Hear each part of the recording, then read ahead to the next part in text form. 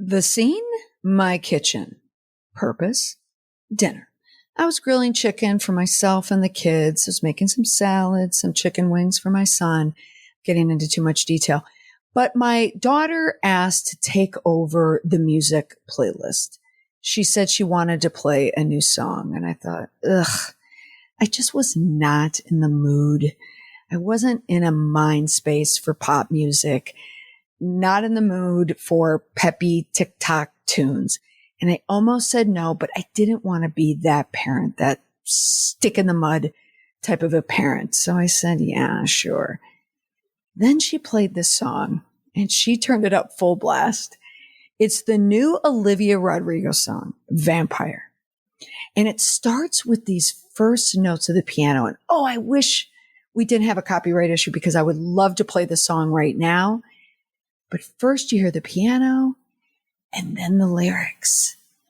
Hate to give the satisfaction asking how you're doing now. How's the castle built off of people you pretend to care about? When you hear about the lyrics, I think, what is she talking about?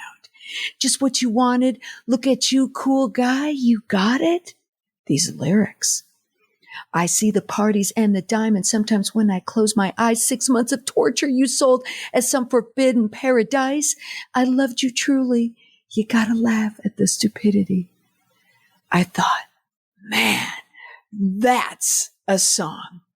And also a great opening for my podcast this week, all about gaslighting. Let's go.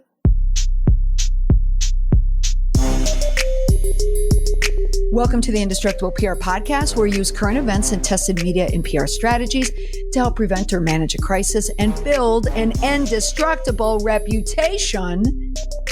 From the political arena to the world of pop culture, from guys, gals, and one of my favorite movies, to people in relationships. Gaslighting is utilized to influence control.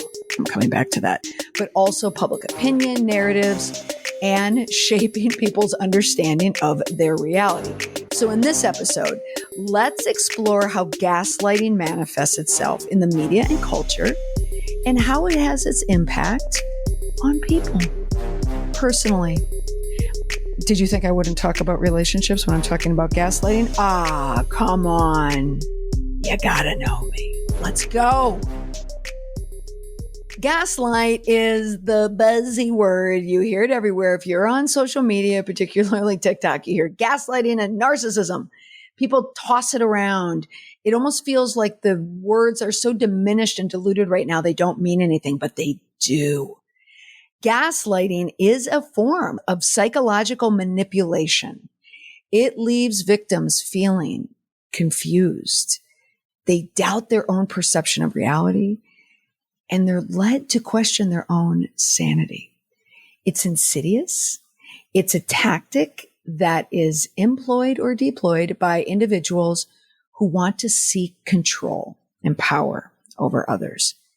Now, the term, if you did not know, has its origins in a play from 1938 called Angel Street, and it was adapted into a movie called Gaslight. That's with Ingrid Bergman.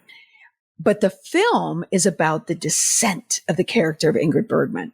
And she falls into this severe state of self-doubt at the hands of her husband, who works systematically, step by step by step, to erode her sanity for his own selfish purposes. So what he does is gaslighting is this subtle changes in the environment. So in the movie, he dimmed gaslights. That's where the term comes from. So since that time, it's entered the public lexicon. It is a real thing. Now, I'm going to argue here that a lot of people have only felt gaslighting probably on a surface level because it really does happen everywhere. The lighter version is kind of like gaslighty. But true psychological torture, manipulative emotion abuse of gaslighting, you know it when you felt it. You know it when people lodge it at you. They toss it at you and they use it for their own gain. And many people fall victim to it. And when you finally come to realize, and most often it doesn't happen until there's some interference. There is a book or a podcast or a therapist that comes in to explain it to you when you've really been a victim of gaslighting. So it is important to recognize the signs of it because it does protect your mental and your emotional well-being. So I want to look into it for this episode because the launching point of it is really based on a lot of requests that I received over the actor Jonah Hill. It was all over my TikTok, also on Instagram, everybody asking about the Jonah Hill text that came out. But before I get into Jonah Hill, let's do another quick pop culture turn and go back to Olivia Rodrigo for a moment, because that song Vampire, which now lives in a playlist on my Spotify list. It's on my running list and also my Summer of 23 playlist. I love this song so much. It's a great, if you're a runner, the beat in it is great. Or even if you've been gaslit in your life, oh my gosh, because she bitterly recounts in a very specific way how a much older ex-boyfriend took advantage of her. So now in this song, it's like she's out for blood, da-da-da, but so are her fans. Like they love this song, as do I. But we're going to come back to the outcome of that song, which is all about revenge. But there are some lines in the song, and I can't sing it. I won't do that to you. But there were some lines as I was running and I was listening to it. And every girl I ever talked to told me you were bad, bad news. You called them crazy. God, I hate the way I called them crazy too. That's gaslighting. You're so convincing. How do you lie without flinching? Those lyrics. Go listen to the song. If you want to know what gaslighting is, listen to that song.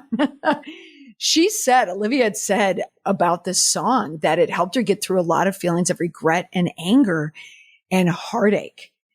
It is a song that is ripped from life. Like she really felt that someone just sucked the life out of her, was a blood sucker and a fame heifer. Such a great song. But there's also there's other gaslighting songs. There's Flowers by Miley Cyrus, which is another kind of revenge song. But then there's Gaslighter, Denier by the Chicks, formerly the Dixie Chicks. They're coming in concert this summer. I really want to see them.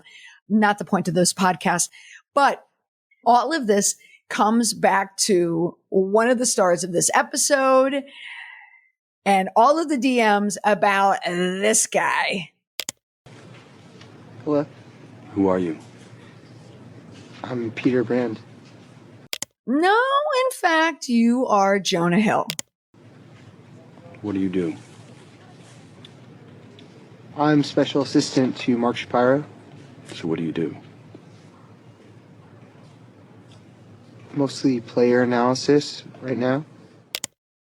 Yes, in the movie, Billy Bean, Brad Pitt wants to know who you are, Peter Brand. Peter Brand, who in fact is Paul D. Podesta, the inspiration for Hill's character, who is the mastermind of the analytic approach at the center of the Oakland A's that put Billy Bean, Brad Pitt, as the GM of the A's back in 2011.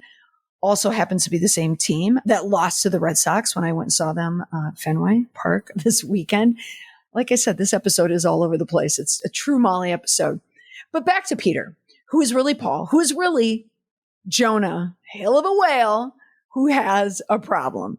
Because Jonah Hill, now the ex-boyfriend of surfer Sarah Brady, who, another Molly point here, when you hear the name Sarah Brady is the second Sarah Brady that I know. The first Sarah Brady that I know was an advocate for gun control after her husband, James Brady, who was a press secretary to President Ronald Reagan. He was left permanently disabled in an assassination attempt. So if you were alive and you watched that happen on the news and James Brady on the ground holding his head, oh God, the memories of that. Gosh, Gen X and baby boomers, the stuff that we had to suffer through. But anyway, that's the first Sarah Brady. But again, I digress here. Sarah Brady is also the ex-girlfriend of Jonah Hill.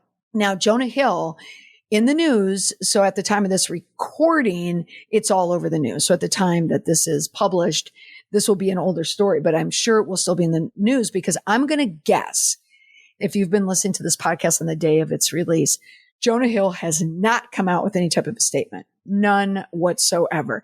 So the couple started dating in August of 2021 and they split up the following year. So it wasn't a long relationship, but it was enough that Sarah, was emotionally involved. And so what she ended up doing was a bit of an Instagram dump, showing a lot of the text saved in her phone from someone named, quote, Jonah. And he was writing in a way that seemed somewhat manipulative. For example, he made a list of demands. Now, Sarah is a semi-professional surfer. So he was asking her to take down social media posts, to stop modeling, cut off friendships with men, and quote, women who are in unstable places. What? And he also talks about boundaries, and there's just a lot of back and forth that came from these texts. So for example, he says, I don't want you, plain and simple. If you need surfing with men, boundaryless, inappropriate friendships with men, to model, to post pictures of yourself in a bathing suit, to post sexual pictures, friendships with women who are in unstable places, and from your wild recent past, getting past beyond getting a lunch or coffee or something respectful. I have no idea what that means. I am not the right partner for you. If these things bring you to a place of happiness, I support it, and there will be no hard feelings. These are my boundaries for a romantic partnership. My boundaries with you based on the ways these actions have hurt our trust. Respect however you want to live your life. You only get one. Sort of done with explaining myself. That was Jonah Hill. Let me just now read what Sarah Brady said in reply. These are through the text. 3 removed, not the video yet. It is my best surfing video. Would you feel better if the cover frame was different? Any more specific ones that bother you? Yes, said Jonah Hill. One that isn't of your ass in a thong. And Sarah writes back, not a thong, but K. So you absolutely get a sense of what's going on here. So there's a lot of back and forth here where Sarah is explaining the reason why she's doing this is because she had said this on Instagram. She said, keeping it to myself was causing more damage to my mental health than sharing it could ever do. So then she went back and even posted more information. Now, Jonah Hill, he's with someone else, someone named Olivia Millar. They had a baby together in June. So Sarah had said that she didn't want to release a lot of these texts because they were, announcing the birth of this baby. However, she felt that she needed to save women from this behavior. And one of the issues that came out of these leaked texts was this idea that Jonah Hill was weaponizing therapy talk in a lot of these texts. So instead of speaking his truth and just getting to the point, he's using a lot of therapy buzzwords like trust and boundaries. So that type of talk makes it very difficult to negotiate any type of interaction with a person, altercation with a person. It feels like they're trying to frame it different to make you feel like you don't understand therapy, which is kind of gaslighting, right? But, for example, Jonah Hill wrote in August of 2022, I know I don't need to, but in the spirit of pure respect to our friendship and appreciation for each other, I did want to be transparent that I did start dating someone recently. I'm sorry if that is painful. It just happened. I didn't want to not be transparent with you ever as I care about you. And then later that same day, Sarah Brady, the ex-girlfriend, shared paparazzi photos of Jonah kissing the girlfriend Olivia on the beach. But the photos mistakenly identified that it was Sarah and not Olivia. So that kind of kept her involved in this, exchange.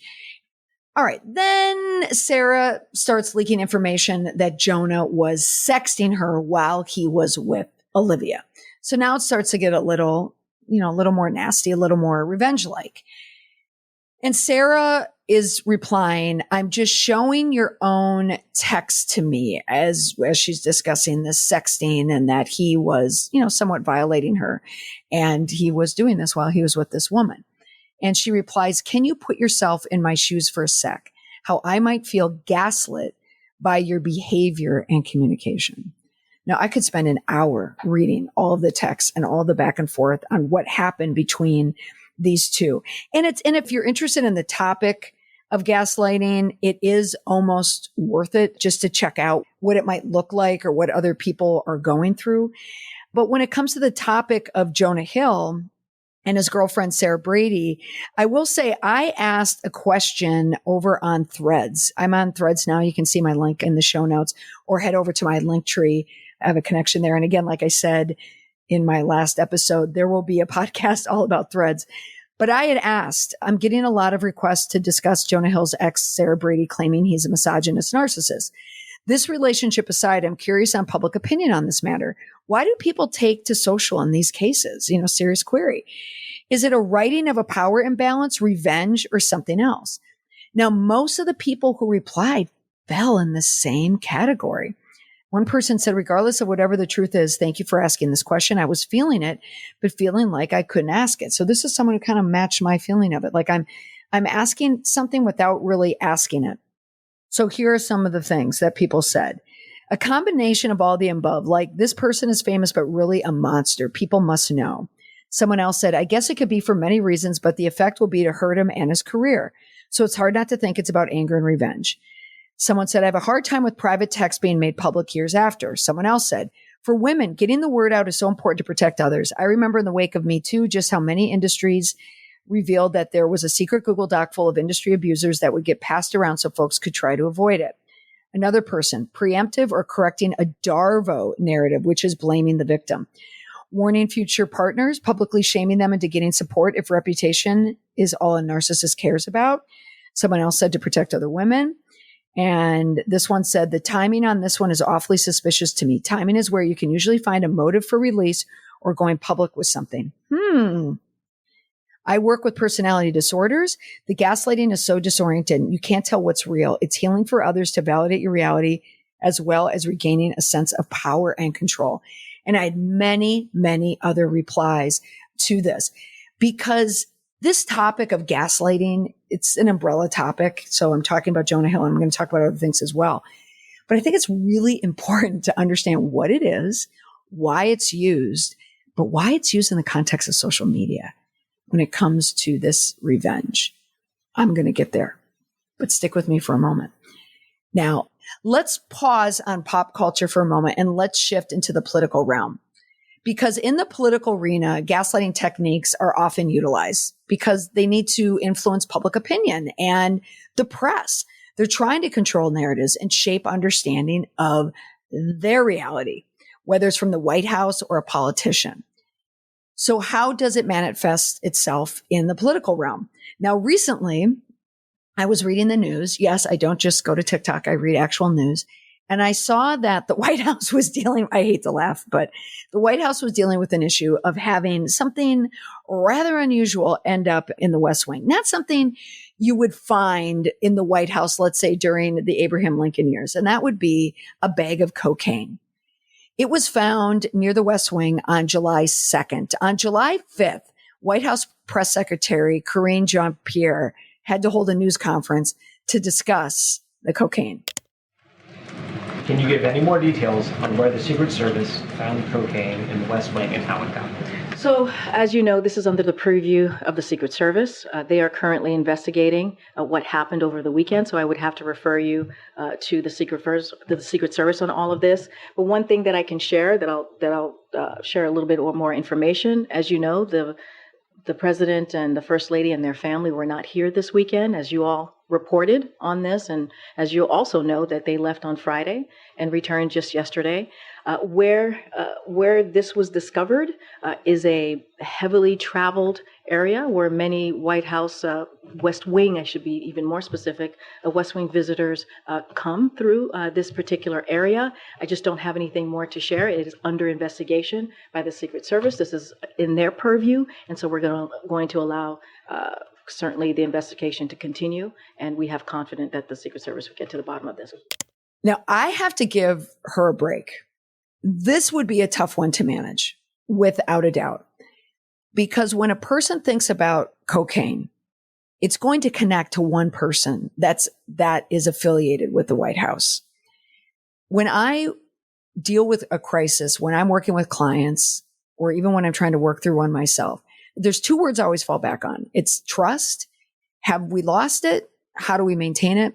But also the word reasonable. Like, you want reasonable people to think a certain way. So I tell this to clients all the time. In fact, I said it 3 times today to 3 separate clients. We are not messaging to our haters. We're not messaging to trolls.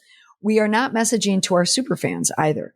We're messaging to reasonable people because reasonable people can untangle issues and problems, and sometimes they can see through it. Even if you're at the center of something, even if the hot spotlight is on you, it's hard to see it, but truly reasonable people can untangle this stuff. But in the case of the cocaine in the White House, reasonable people are thinking that it's reasonable that Hunter Biden, President Biden's son, is the person who accidentally dropped a bag of cocaine in the White House. That a reasonable person is going to think that. So Jean-Pierre has to message out of that. And that's not easy. So I want you to listen to this next clip.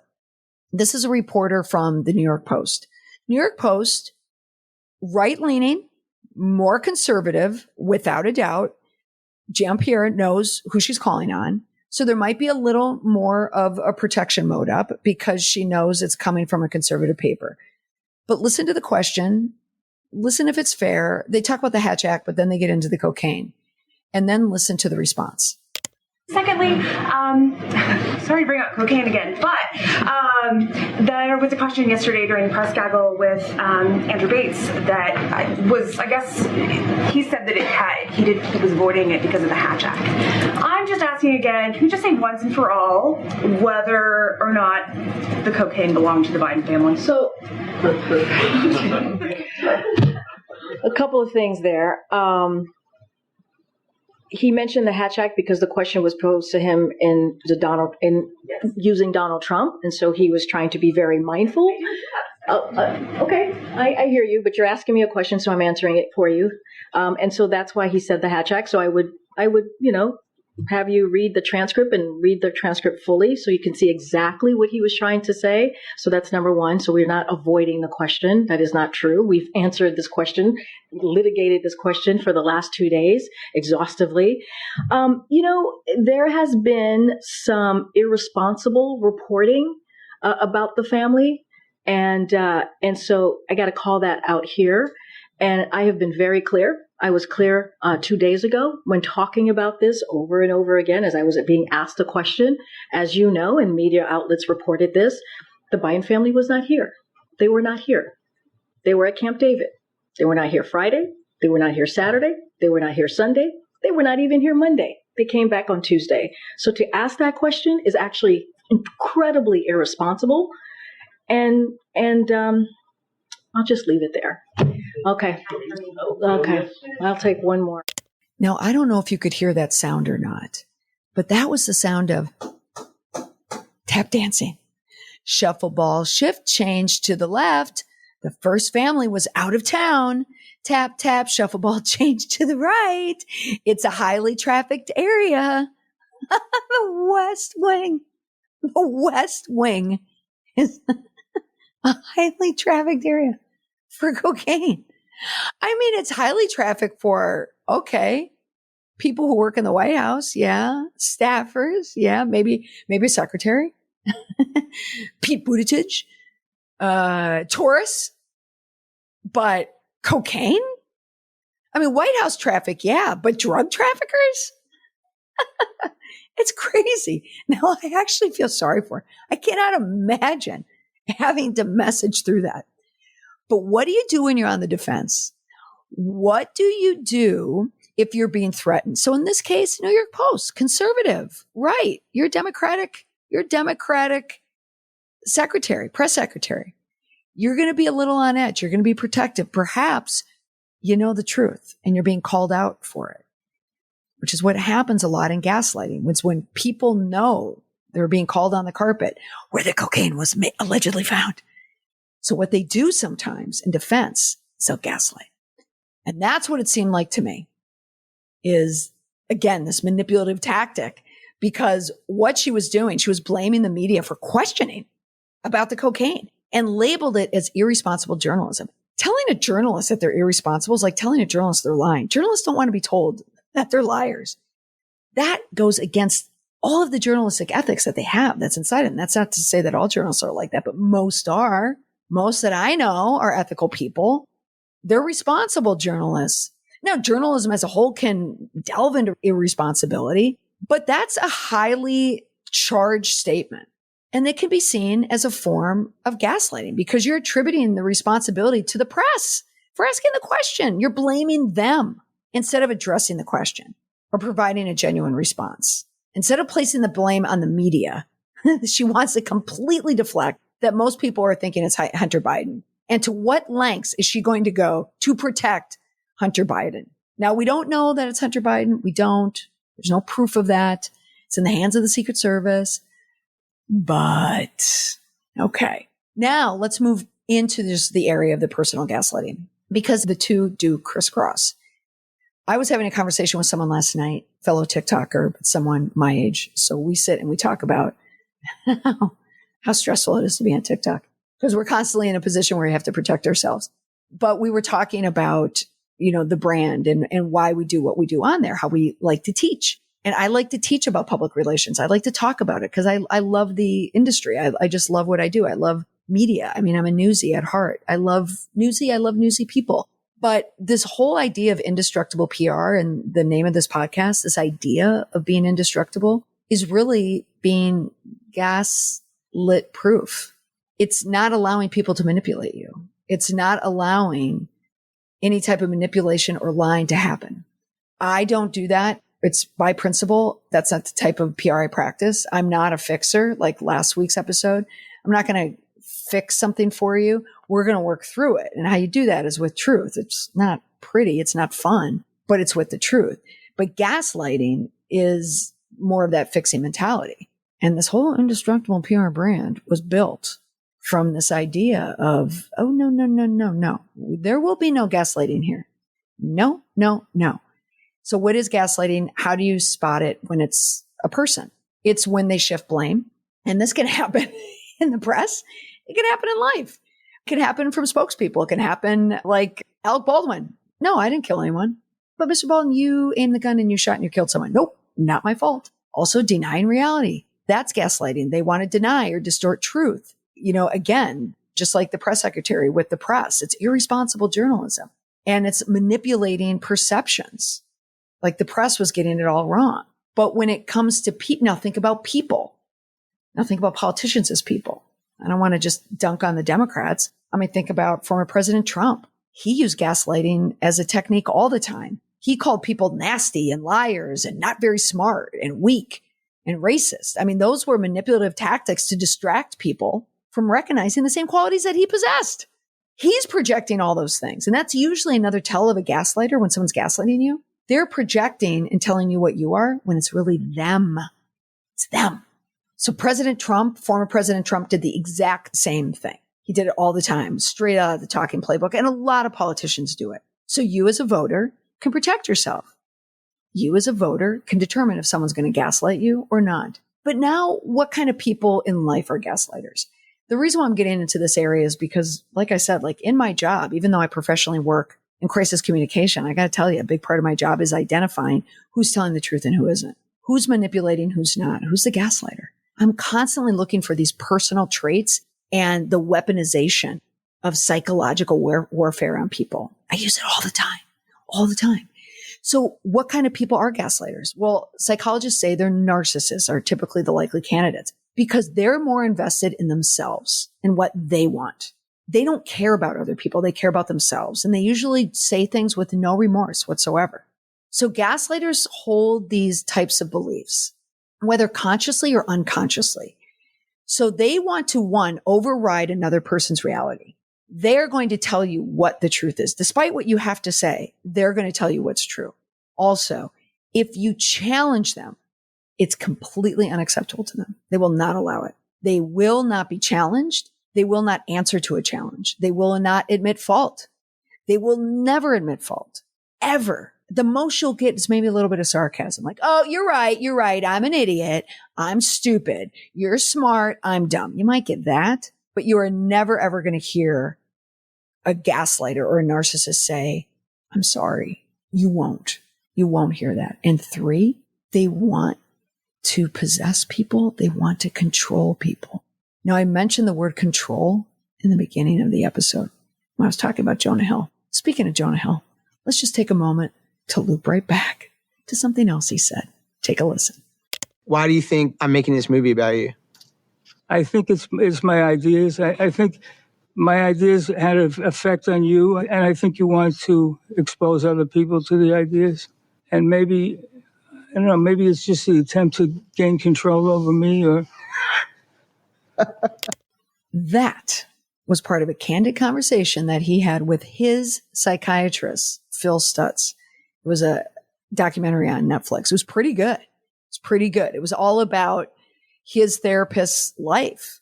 This Phil Stutz is a psychiatrist who had very unique life experiences. So he talks about this visual model of therapy. But this show on Netflix, which was successful and well regarded, did not help Jonah Hill manage this type of crisis, because a lot of things that he was being accused of was weaponizing therapy, using therapy speak against her. And you heard in that clip what he said about his patient. You want to control me. So the bottom line, is Jonah Hill a narcissist? Is Jonah Hill trying to gaslight Sarah Brady?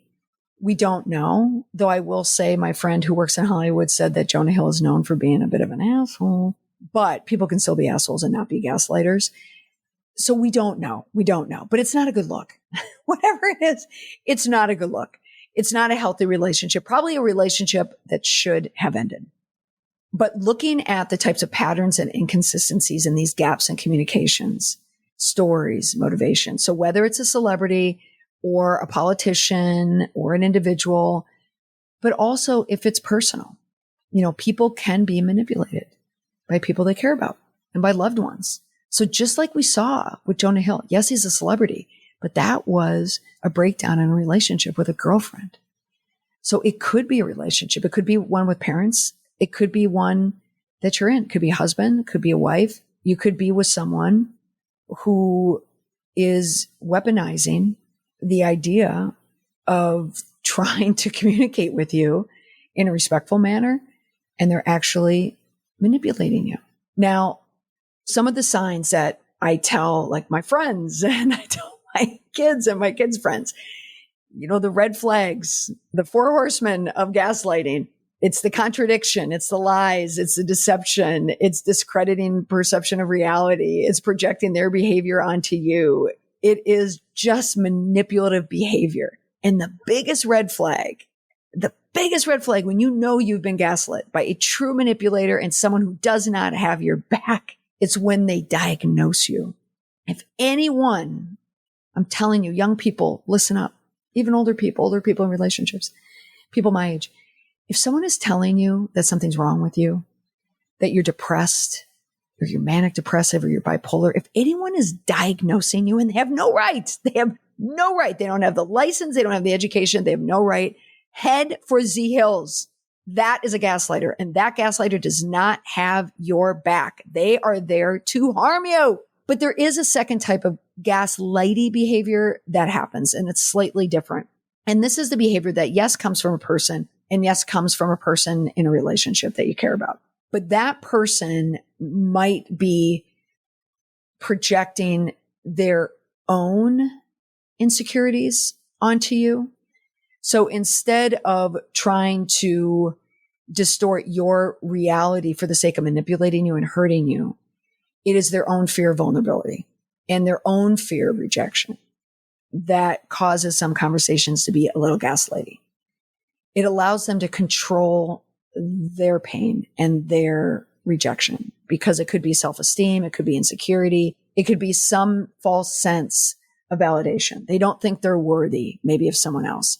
So they're going to try and distance themselves from you. But in order to do that, to convince the person, they're going to tell the person why they're wrong. So that might sound like, I'm wrong for you for these reasons. I'm too old for you. I'm too young for you. I can't keep up with you. I don't like this about me. So I'm going to say that you don't like this about me. The sky is blue, whatever. They're going to throw every excuse in the book for why they can't be with you, when the only excuse is because they don't think they're worthy of it. So it's a little gaslighty, like gaslight, but it's not there to hurt you. Ultimately, you will be hurt. I promise you, you'll still be hurt, but there's a difference there. They're not there to hurt you. It's just they don't want themselves to be hurt. And that's an important distinction. Now, in every episode, I always leave you with one indestructible PR tip. It's an easy to remember takeaway to help you build an indestructible reputation. In this episode, I was focusing on gaslighting, and I bounced around to a lot of different areas that gaslighting can appear. But in this last piece, I want to bring it around back to reputation and reputation management. And here it is. No matter the type of gaslighting that happens in your life, it's important to remember that whatever you do or say in response to that is going to impact you. If you manage it on your own privately, it's going to stay private. But if you choose to make it public, it is going to be a part of your narrative. Now, if you're going through some type of pain or some type of hurt, it's very normal and natural to want to tell friends and share it with friends or family. Put it in a text, whatever, get it out of your system. That's common and that's normal and that's fine. But more and more nowadays, people are taking to social media. And there is this viral revenge that is happening that is very similar to what happened to Jonah Hill. It's happening more and more where people in the public eye are being outed for behavior, for the purpose of shaming, and also ultimately for the purpose of revenge. I'm noticing it more even in my clients because I'm getting more calls from people who have been victimized by the same type of thing that happened to Jonah Hill. Now, don't get me wrong. I'm not defending Jonah Hill. I am not defending Jonah Hill at all. But that was a personal relationship and personal messages that were leaked. And yeah, he doesn't come out looking good. Believe me. It's like the guy needs to go back to Stutz and go back to therapy. But it was still a private conversation. It's this act of viral revenge that I personally have an extreme distaste for. I don't like it. I don't like social media vigilantism, and I don't like seeing revenge happen. And like I said, I deal with it with clients, and I just dealt with one recently, and the brutality of it is so real. Like someone's livelihood was completely destroyed from one DM that went sideways. And so I've seen all sides of it. So if this happens to you, just take a breath and think twice, because truly the most powerful thing that you can do in a relationship where you have been hurt by someone is to let it go.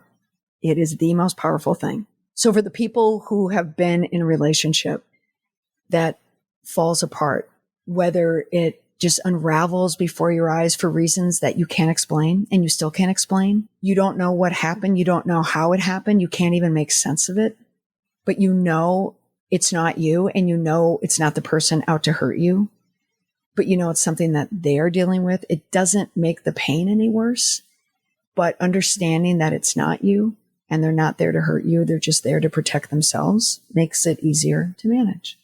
Now, for some of you who are dealing with the pain of someone attacking you and truly gaslighting you for the sake of manipulating you, distorting reality, and hurting you, the same holds true. It's not about you. It's about them. And the same defense tactic applies. You need to let it go. That is the ultimate revenge. When someone has hurt you, when someone has victimized you, it's the ignoring them that is the true power play.